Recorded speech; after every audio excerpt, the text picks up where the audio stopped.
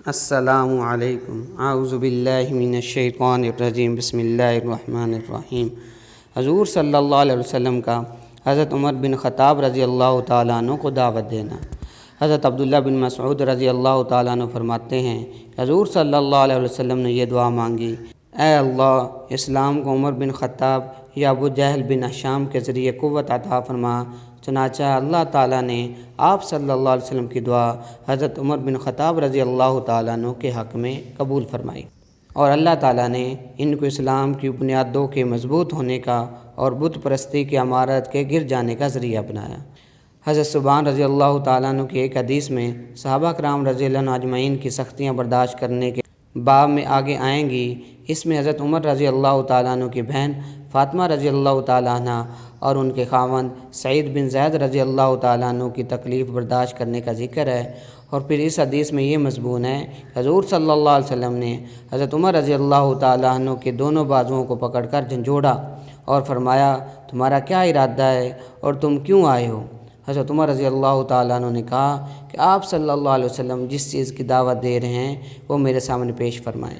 آپ صلی اللہ علیہ وسلم نے فرمایا کہ اس بات کی گواہی دو کہ اللہ کے سوا کوئی معبود نہیں، وہ اکیلا ہے، اس کا کوئی شریک نہیں، اور محمد صلی اللہ علیہ وسلم اس کے بندے اور رسول ہیں۔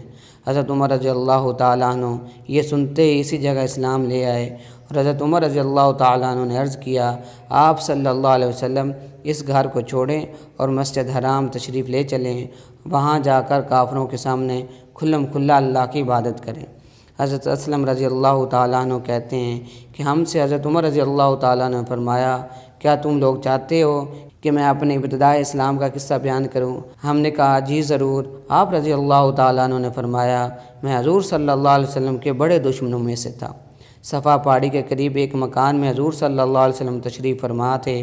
میں آپ صلی اللہ علیہ وسلم کی خدمت میں حاضر ہوا اور آپ صلی اللہ علیہ وآلہ وسلم کے سامنے بیٹھ گیا۔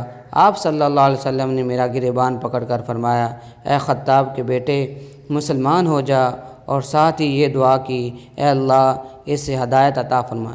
میں نے فوراً کہا: اشہد ان لا الہ الا اللہ و اشہد انک رسول اللہ۔ فرماتے ہیں میرے اسلام لاتے ہی مسلمانوں نے اتنی بلند آواز سے تکبیر کہی کہ جو مکہ کے تمام گلیوں میں سنائی دی۔